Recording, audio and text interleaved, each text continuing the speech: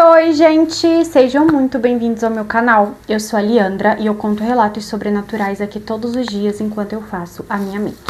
Se por um acaso você caiu de paraquedas aqui, eu também conto relatos mais curtos lá no meu TikTok, no meu Instagram. Essas redes sociais vão estar aqui embaixo na descrição do vídeo. E se por um acaso você tiver algum relato para me enviar, o e-mail vai estar aqui embaixo na descrição. Ó, não se esqueçam de se inscrever no canal, que tá tendo vídeos novos todos os dias. E também de curtir o vídeo agora no início, que ajuda muito a divulgar meu conteúdo aqui no YouTube. E se nesse vídeo também tiver disponível a opção de hypar, hype ele aí pra gente, porque ajuda muito a divulgar aqui, tá bom? Como vocês sabem, eu não gosto muito de enrolar na introdução, então bora pros relatos de hoje.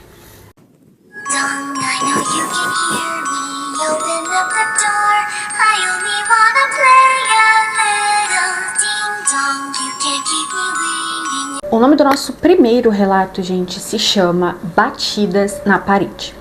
Olá, Li, me chamo Micaele. Não há problema algum em citar o meu nome. Essa história, ela não aconteceu comigo, mas sim com uma tia minha. E acredito que a história seja realmente verdadeira, porque essa minha tia não gosta de mentiras e é até uma pessoa meio cética, sabe? Não é de acreditar em qualquer coisa sobrenatural que contam pra ela ou que ela vê. Ela sempre tenta achar uma explicação pra tudo. Então, por isso que eu acho que essa história em específico é verdadeira. Bom, nessa época, essa minha tia, que é minha tia por parte de pai, morava em um vilarejo junto com sua família. Porém, nessa época, o meu pai, por ser o irmão mais novo, não brincava com ela e com as outras crianças da rua, por conta da época, né, e da diferença ali de idade. Minha tia conta ali que tinha uma casa próximo a esse vilarejo onde eles moravam, e nessa casa tinha meio que uma lenda que rodeava ela. A lenda era que na casa havia um espírito que, sei lá, acho que estava preso nessa casa. E ele meio que se comunicava com quem estivesse disposto a ir até lá e procurar conversa, sabe? Respostas para alguma coisa, coisas do tipo. E era basicamente assim: você tinha que ir até a casa e conversar, né? Meio que antes invocar ali o espírito, tinha que acender uma vela, minha tia conta, e depois que você acendia essa vela, que era uma forma para meio que assim chamar ali o espírito, você tinha que fazer perguntas. E as respostas vinham com batidas na parede. Uma batida para sim e duas batidas para não. E isso tinha que ser dito pouco depois que a vela era acesa. Você tinha que fazer a pergunta e dizer uma batida para sim e duas batidas para não. E aí, segundo a lenda, se você tivesse coragem e o fantasma que vivia na casa tivesse gostado de você e resolvesse vir até você na hora que você acendesse a vela, você ia obter respostas para suas dúvidas ali. E bom, minha tia, que era uma criança muito arteira, resolveu ir até a casa junto com outros meninos da rua, a fim de, sei lá, ter respostas para perguntas, coisas assim de criança, né? Nem ela e nem as outras crianças da rua tinham coisas importantes para perguntar, mas eles queriam saber se era realmente verdade ou não a lenda do tal lugar. Eles chegaram até lá, levaram 3 velas e acenderam as 3. Depois de acender a vela, começaram então a tentar entrar em contato com o tal fantasma, né, que morava ali. E eles falaram: vamos fazer algumas perguntas e você responde uma batida para sim e 2 batidas para não.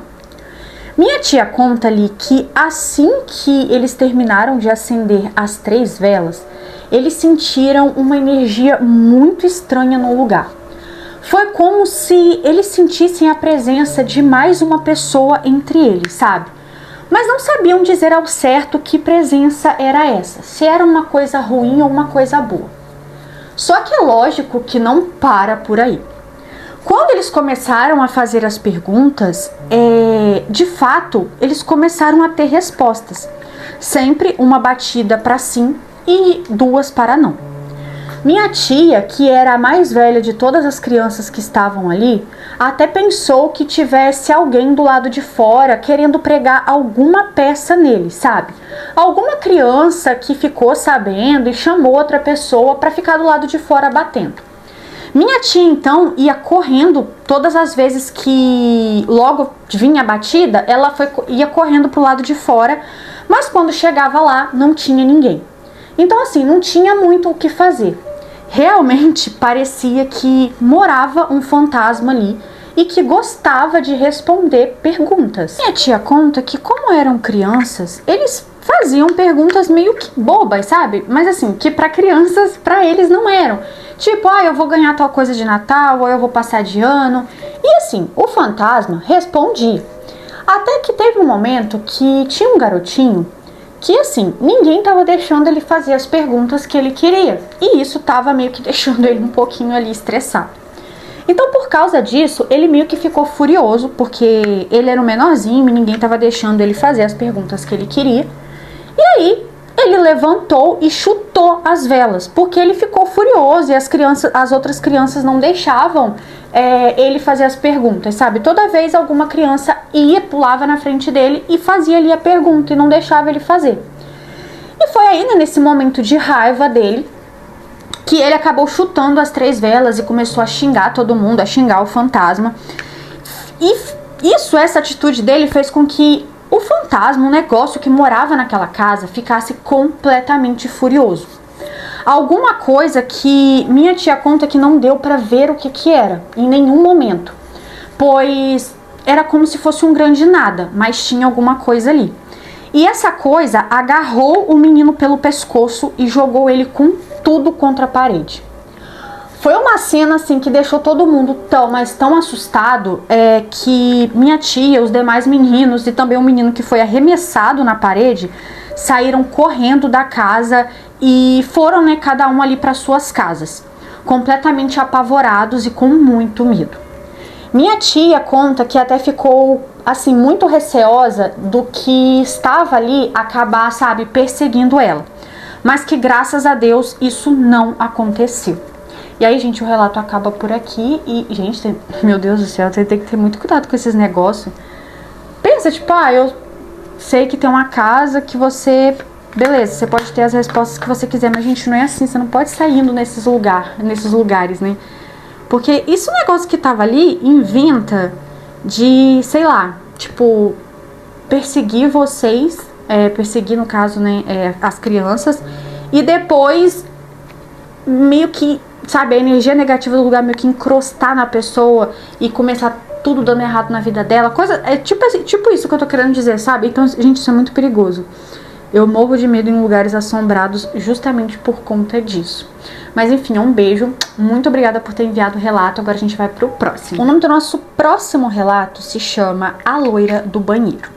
Olá, Li. Peço que, por favor, não revele meu nome, porque essa história, ela é um pouquinho pesada. Já aconteceu há muitos anos atrás, mas é algo que deixa a minha mãe assombrada até hoje. Então, por isso eu peço que não revele o nome.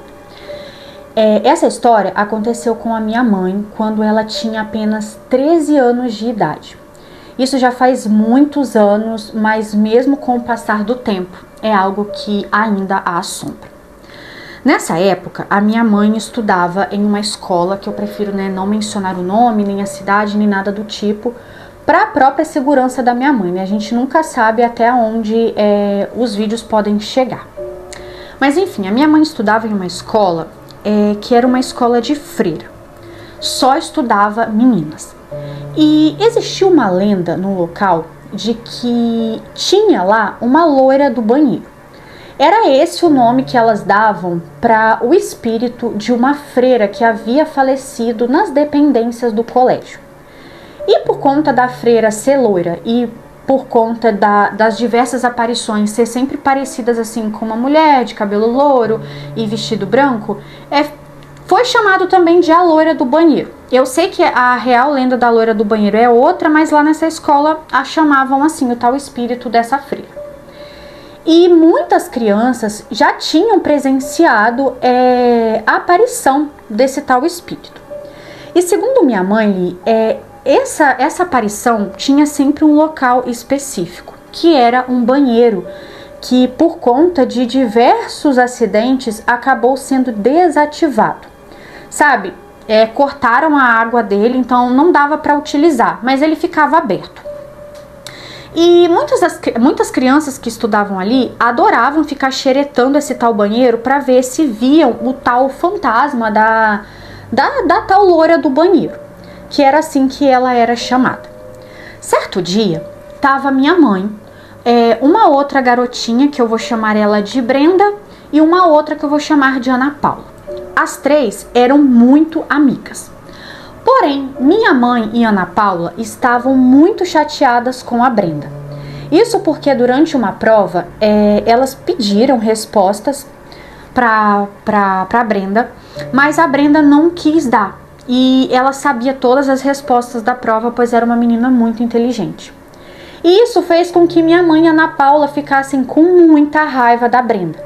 Mas assim, minha mãe conta que era coisa de criança, sabe? Elas ficaram realmente muito chateadas porque ajudavam muito a Brenda em várias outras coisas.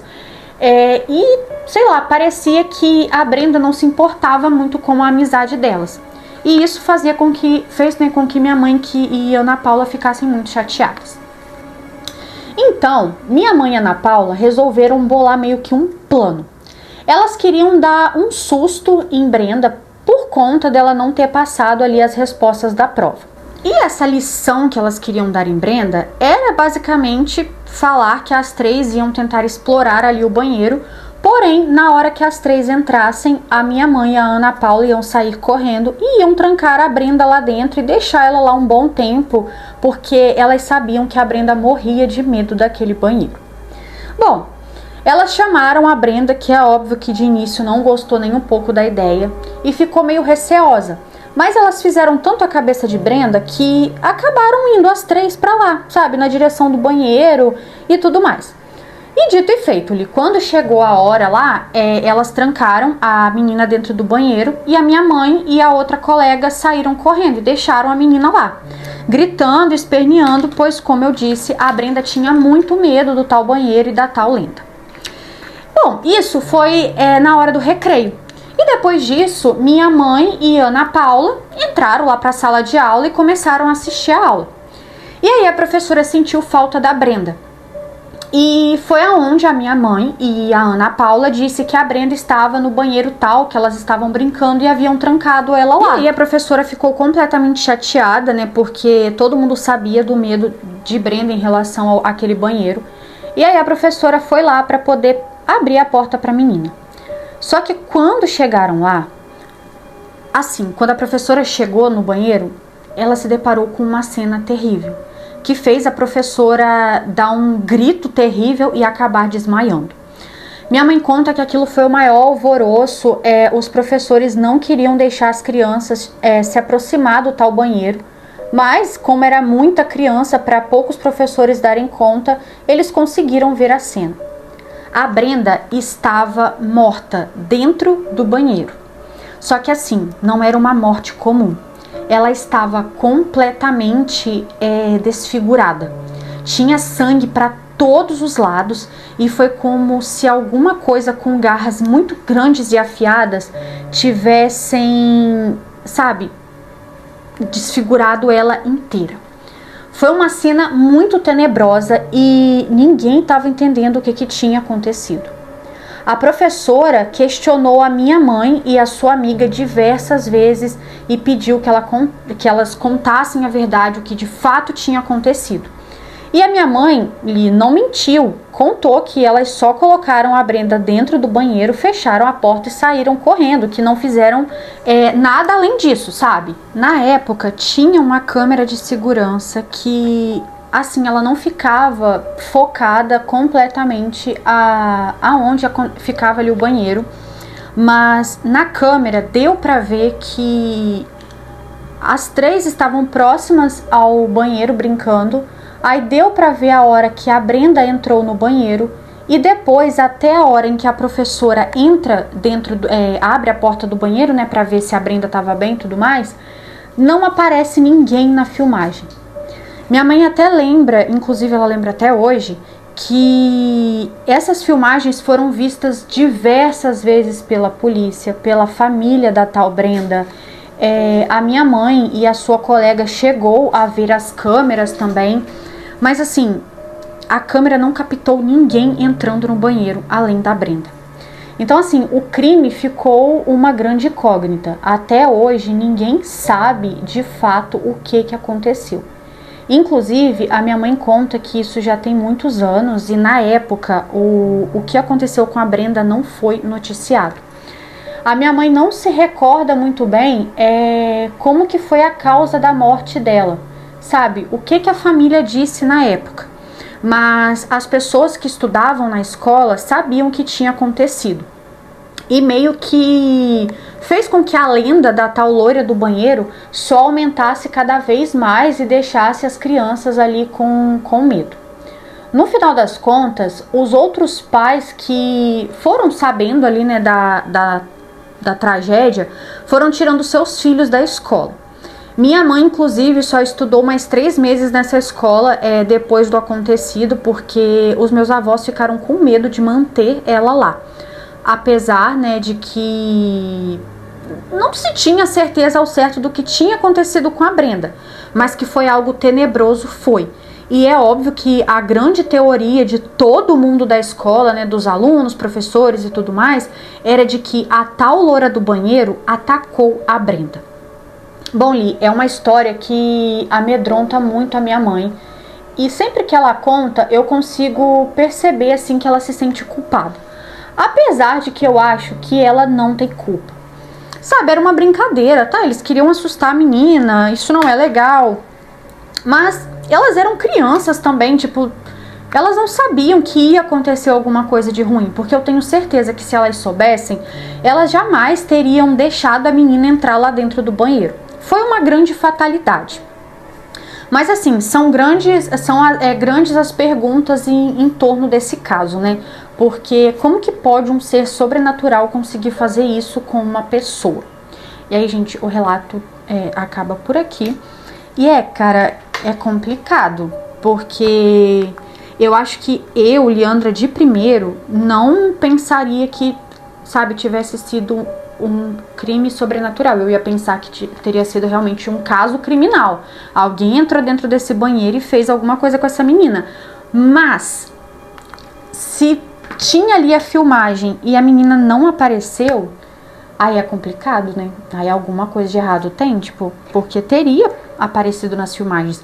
E acredito eu, gente, que isso aconteceu há muitos anos atrás. Então, assim, não tinha como você mexer na imagem igual tem hoje em dia. Igual beleza, a polícia vai vir ver, vamos cortar tal parte pra não me expor fulano de tal que possa ter feito isso com a menina. Então, assim, acho que a tecnologia daquela época não permitia tanto esse tipo de coisa ser feito.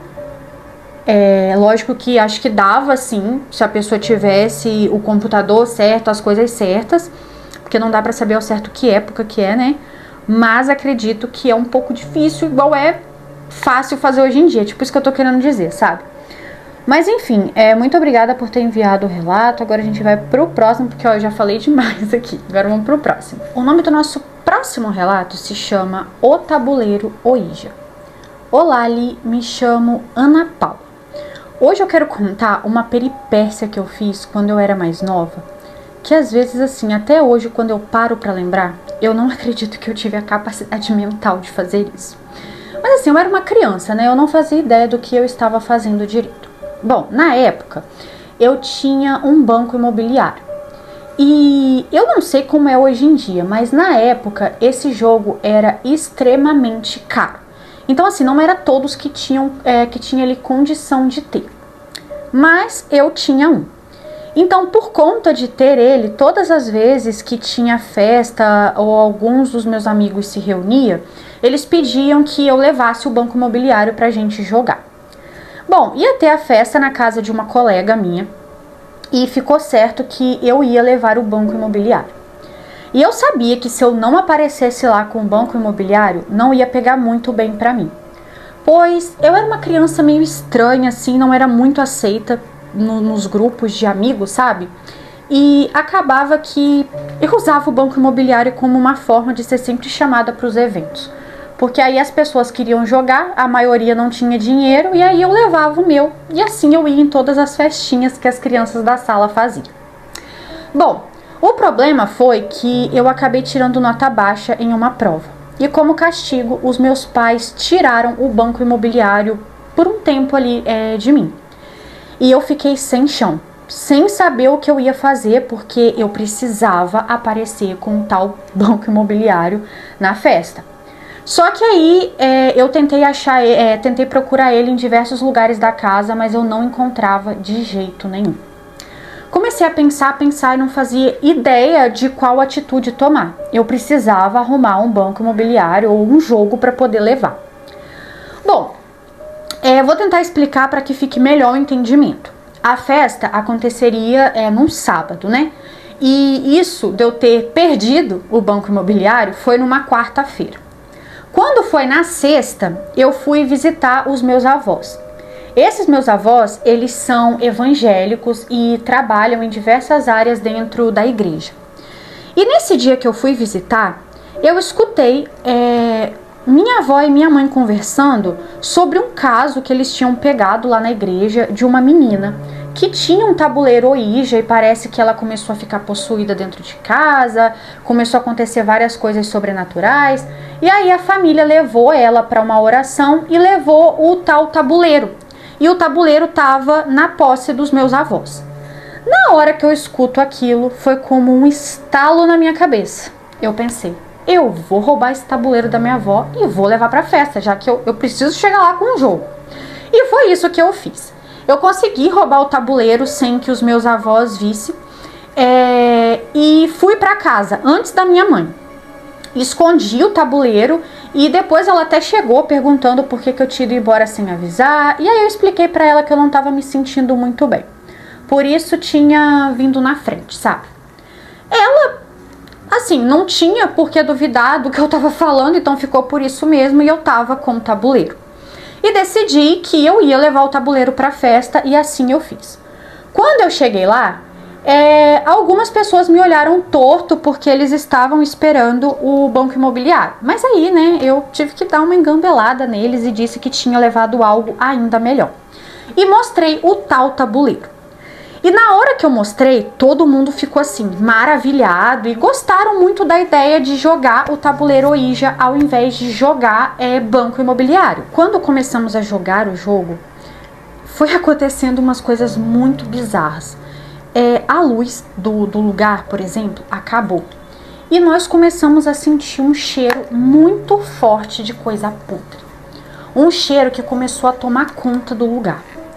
É óbvio que na hora já estava todo mundo assim, meio apavorado, meio que olhando assustado e com vontade de ir correndo para casa. Mas existe uma regra para jogar o tabuleiro Ouija, que você não pode sair assim sem mais nem menos, porque pode acabar dando muito errado se fizer isso. E todo mundo que estava ali sabia, pois na época era um jogo que estava assim, bem famoso, sabe? Então, não podíamos sair sem mais nem menos, né? Então, começamos a jogar. E de fato, tinha alguma coisa ali jogando com a gente.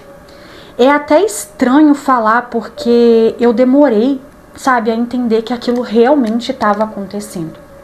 Pois era muito, mas muito bizarro. A gente fazia perguntas como se tinha alguma entidade ali e o negocinho do tabuleiro, que eu não sei o nome daquilo, de fato se mexia, sabe? Pro sim, como se realmente tivesse algo ali, algum espírito querendo conversar com a gente. Só que as coisas estranhas, elas não param por aí. Isso porque a gente começou a se empolgar com a brincadeira, sabe? Já estávamos ali mesmo, já estávamos fazendo a questão sobrenatural, então vamos continuar. E foi aí que começamos a perguntar quem que era o espírito. E aí o espírito nos deu um nome feminino que eu prefiro não mencionar. E o pior de tudo foi que na hora que esse espírito meio que falou o seu nome, foi como se fosse uma abreviação, sabe? E na hora que deu essa abreviação, a menina que era aniversariante, que estava dando a festa, ficou completamente apavorada. Nós percebemos, né, que ela havia ficado assustada com algo e perguntamos o que tinha acontecido. E ela disse que aquele nome que foi nos apresentado era o nome de uma falecida irmã dela, que havia falecido na piscina da casa. Uma piscina que naquela época ainda era ativada, ou seja, as pessoas usavam a piscina. Sabe, a gente ficou muito apavorados, né? E aí, gente, na hora que a aniversariante, né, que era a menina que estava dando a festa, se deu conta de que o espírito da falecida irmã dela estava conversando com a gente, ela meio que entrou em desespero, gente. Sério, foi assim, terrível. E ela começou a pedir que a gente parasse de jogar. Sabe, ela meio que começou a surtar. Foi algo muito estranho, que não só eu, mas todo mundo ficou olhando pra ela com a cara de tipo, por que você tá agindo assim e tal. Por mais que era um pouco assustador, um pouco bizarro, a atitude dela foi bem estranha. E aí, nisso que ela começou a querer que a gente parasse de jogar, o espírito da irmã dela continuou falando mais coisas. É lógico que a gente não ouvia a voz nem nada do tipo, tá, gente? Ela ia, assim, no tabuleiro, né, escrevendo, letra por letra, e a gente ia junto, sabe, pronunciando alto, e aí formava frases. E foi aí que o espírito da irmã da dona da festa começou a dizer que quem havia matado ela afogada na piscina havia sido a minha colega, que era a aniversariante. E o problema é que quanto mais a aniversariante tentava, sabe, ficar falando, não, eu não fiz nada com você, você morreu afogada sozinha, pipipi, popopó, acabava, ó, essa letra não tá querendo ficar no meu rosto, acabava que o espírito da garotinha continuava escrevendo a palavra assassina. E aquilo foi gerando uma energia extremamente caótica no lugar, a ponto de que a aniversariante surtou. Tivemos que parar a brincadeira, né, diante ali das circunstâncias, e tivemos que chamar pelos pais dela, que não estavam presentes, pois ela tinha pedido que eles saíssem ali durante o momento da festa. Continua as letras caindo. Bom, quando os pais dela chegaram na tal festa, eu rapidamente peguei o tabuleiro Ouija e saí correndo para a direção da minha casa. No meio do caminho, peguei o tabuleiro e sameei longe no mato. Eu não queria aquilo perto de mim nem tão cedo e, assim, foi na hora que eu joguei ele no mato que eu me toquei que eu tinha pego isso da minha avó e que, assim, estava com ela porque outra pessoa tinha se dado mal por estar com aquilo em suas posses, né? E foi aí que eu me dei conta de que provavelmente era alguma coisa assombrada e amaldiçoada. E eu fiquei com a consciência muito pesada de ter levado aquilo pra festa, porque eu vi o quanto eu fiz mal pra menina. Só que ao mesmo tempo, eu fiquei com a pulga um pouco atrás da orelha. Por que que o fantasma da irmã dela se manifestou e ficou falando aquelas coisas? E aí eu comecei a pensar se realmente não era verdade que ela tinha matado a própria irmã e fingiu ali que, né, tinha sido acidental. Eu fiquei pensando naquilo a noite toda. E eu vou tentar adiantar um pouco da história, porque assim, essa menina ficou muito tempo sem ir à escola, tipo dias mesmo, e ela não tinha contato com mais ninguém. Ela meio que parou de conversar com todo mundo depois da festa de aniversário dela. E aí depois disso, ela e a família acabaram se mudando do bairro que eu morava. Tanto eu quanto os outros coleguinhas achamos isso na época muito estranho e assim, muito suspeitos, né? É muito suspeito, né? Então até hoje eu tenho a teoria de que ela realmente deve ter matado a própria irmã e os pais de repente cobriam o que ela tinha feito para acabar não ficando sem as duas filhas, né? Assim, ao mesmo tempo que eu me arrependo de ter levado esse brinquedo, eu acho curiosa essa história, porque se eu não tivesse levado, eu acho que eu nunca ia saber, né, que isso tinha acontecido na vida daquela menina, apesar de que parecia ser um segredo que ninguém podia saber. E até hoje, ninguém nunca descobriu que eu peguei o tabuleiro Ouija. A minha avó e meu avô, durante anos, acreditavam que o tabuleiro tinha simplesmente sumido sozinho porque ele era amaldiçoado. E de fato ele era, né? Mas ele não sumiu sozinho. Quem deu um fim nele foi eu. E aí o relato acaba por aí. E, gente, que doideira, né? Você pensou, não, vou levar o tabuleiro, né, pra mim poder participar da festa. Mal sabia você que o tabuleiro ia revelar muitos segredos. Meu Deus do céu, parece mais um episódio de umas séries que eu assisto. Que do nada tá tudo bom. Ó, tá as letras manchando. Que do nada tá tudo bem, tá tudo ok. Aí vem umas revelação bombástica. Gente, pensa, você acha que você cometeu, sei lá, um crime perfeito, igual no caso dessa menina. Quando que essa criança ia imaginar que um dia, gente, fossem revelar o segredo dela através de um tabuleiro Ouija? Pra vocês verem como mentira tem perna curta, né? Mas enfim, ó, um beijo, muito obrigada por ter enviado o relato. Agora nós vamos pro próximo. O nome do nosso próximo relato, gente, se chama A Carta para o Diabo. Olá, Ali, esse relato tem que permanecer em anonimato, tá bom? Eu não vou mencionar nomes e também não vou mencionar a cidade onde isso aconteceu. Bom, essa história, ela aconteceu com o meu pai. Quando meu pai tinha 12 anos de idade, ele fazia parte de um grupo com 5 garotos. E os 5 eram melhores amigos, assim, inseparáveis. Aonde um estava, o outro também estava. Até que uma vez aconteceu que um dos amigos do meu pai desapareceu. Ele desapareceu assim, sem mais nem menos, e foi uma parada que chocou a cidade inteira. Todo mundo ficava procurando pelo menino, mas assim, nada dele aparecer. Até que de tanto procurar, a polícia começou a suspeitar que talvez ele tivesse fugido, ou então que provavelmente ele já estava morto. Então chegou um tempo que de tanto a polícia procurar e nada ser encontrado, o menino foi finalmente dado como morto. E a família realizou ali tipo um velório, vamos dizer assim, meio de uma forma simbólica. E aí, nesse lugar onde o meu pai morava, tinha uma brincadeira que se chamava Carta para o Diabo.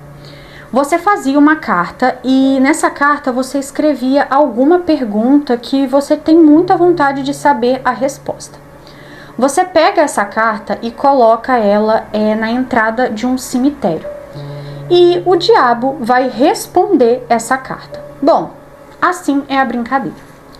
Meu pai e seus amigos decidiram fazer a tal brincadeira. E na pergunta eles colocaram que queria saber aonde aquele amigo dele que havia desaparecido estava.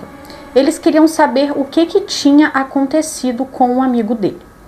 Eles escreveram na carta direitinho a pergunta, colocaram ela na porta do cemitério e foram embora. Meu pai tinha o costume de dormir com a porta do quarto fechada. Cerca de uns 3 dias depois que eles haviam colocado aquela carta na porta do cemitério, meu pai acordou e reparou que tinha um envelope um pouco estranho que parecia ter sido colocado por debaixo de sua porta. Quando meu pai olhou bem, na hora ele se lembrou do que se tratava o envelope. Era o mesmo envelope que eles haviam colocado no cemitério, sabe? O papel da carta era o mesmo. Meu pai correu pegar, mas não teve coragem de abrir a carta. Pelo menos não sozinho. Esperou estar reunido junto com seus outros amigos. É óbvio que ele contou para eles como havia encontrado a carta de novo. E eles ficaram ali alguns minutos olhando para tal carta para ver se abria ou não, porque eles estavam um pouco assustados com o que ia ser a resposta. Até porque a forma como a carta havia aparecido no quarto do meu pai também era um pouco estranha. Então, provavelmente tinha sido mesmo o diabo que tinha entregado a carta. E na hora que eles abriram, tinha lá a resposta. A carta, no caso a resposta, estava escrito à mão. Uma letra muito bonita e muito legível, segundo meu pai. E eles ficaram surpresos quando leram que o seu amigo estava morto. E quem havia matado ele tinha sido a sua própria mãe. Na carta não tinha explicações de por que ela tinha feito isso, sabe o motivo, ou então como ela fez, não tinha nada disso. Só estava escrito que ele tinha sido morto e morto pela sua própria mãe. Quando eles finalizaram a carta e leram essa barbaridade toda, ficaram muito assustados. Meu pai ficou dias sem dormir e os amigos dele também, sem saber direito o que fazer e qual atitude tomar. Para ser sincera, meu pai nunca tomou nenhum tipo de atitude em relação a isso, nem ele e nem seus amigos. Eles guardaram esse segredo durante vários anos, nunca foram à polícia e nunca contaram para ninguém sobre o ocorrido. Porque na época eles ficaram muito pensativos e eles chegaram à conclusão de que talvez alguém ali próximo ao cemitério pode ter visto eles colocando a carta e a pessoa, sei lá, resolveu escrever, sabe, mas meio que fazendo uma brincadeira. Apesar de que eu, Leandra, pensando assim por esse lado, nessa teoria, não acho que isso seria possível, porque depois a carta apareceu no quarto do meu pai. Mas assim, ele era criança na época, então a gente dá um desconto. No final das contas, eles não pediram ajuda, não foram à polícia nem nada do tipo. Só que a grande reviravolta dessa história vem agora. Isso porque, mais ou menos uns 8 anos depois, o corpo do tal garoto foi encontrado. E aí foi feito lá exames e eles conseguiram descobrir que o menino havia sido morto por conta de um enforcamento. Ou seja, né, ele havia sido encontrado, aí veio as causas da morte. E eu não vou saber dizer como, porque o meu pai nunca conseguiu me explicar isso muito bem. Só sei que no final das contas, a mãe do menino acabou confessando que tinha tirado a vida dele porque ele estava atrapalhando num relacionamento que ela estava, né, tentando manter ali. E por conta disso, ela tirou a vida do próprio filho.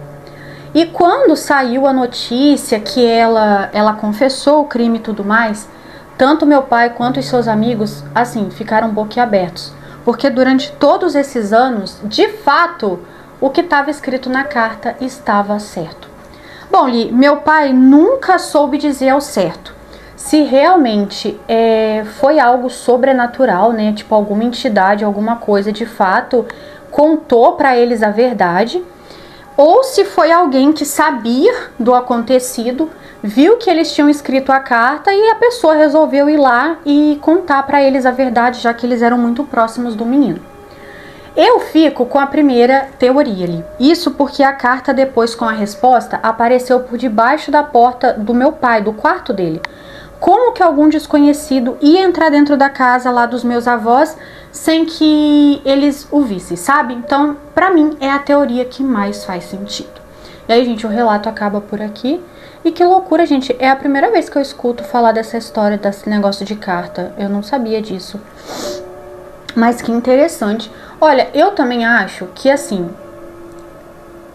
foi mais uma resposta espiritual mesmo. E eu acredito nisso porque é essa mesma teoria de que como que a carta ia aparecer assim, gente, sem mais nem menos, dentro do quarto do seu pai, sem que a avó visse. É igual ela falou, tipo, não tem como.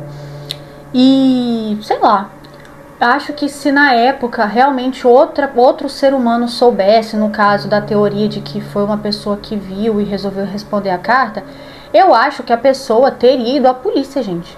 Não ia deixar a mulher impune assim, sabe? Bom, assim, é o que eu penso, né? Não sei também, mas é o que eu penso.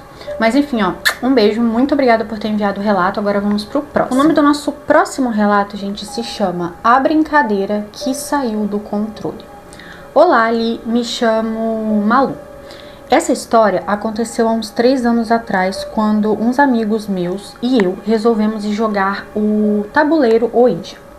Sei que é um jogo perigoso e todos nós tínhamos noção disso quando fomos jogar. Só não imaginávamos que a situação ia sair um pouco do controle. Estávamos jogando em uma época de carnaval em um sítio que nós havíamos alugado para poder passar a data. Nesse ano em questão não queríamos saber de bagunça, carnaval de rua, nem nada do tipo. Nós queríamos mesmo era sossego e fomos para esse sítio. O jogo foi levado por um amigo nosso que tinha o tabuleiro há muito tempo e estávamos muito empolgados para jogar. O problema foi que acho que aquela casa que a gente alugou tinha alguma coisa de muito estranho que não se deu muito com aquele jogo, sabe? Porque alguma coisa acabou possuindo um amigo meu. Esse meu amigo começou a rosnar e a se contorcer no chão, como se ele fosse um bicho, sabe? Foi algo muito, mas muito tenebroso, que deixou todo mundo completamente apavorado. Só que assim, Li, eu não tô querendo exagerar nem nada do tipo. Ele realmente se contorcia no chão como se ele não tivesse ossos. Era algo muito assustador que deixou todo mundo completamente apavorado. Ele se contorcia e falava umas coisas em outras línguas. Encontrar o nosso amigo no dia seguinte. Encontramos o corpo dele caído na floresta. Ele estava com os 2 braços quebrados, desacordado, muito machucado, e tivemos que levar ele para o hospital e tivemos que ir embora, né, da onde nós estávamos ficando. Isso tudo obviamente acabou com o nosso passeio, nem passamos o resto do carnaval lá no lugar, até porque aconteceu essa tragédia, né? E eu só sei, Li, que depois disso nunca mais quisemos saber de jogar tabuleiro Ouija, porque a gente tem certeza que tudo isso aconteceu por conta do tabuleiro. Por mais que às vezes era alguma energia negativa, algo de ruim que estava ali no lugar, o que invocou foi o tabuleiro.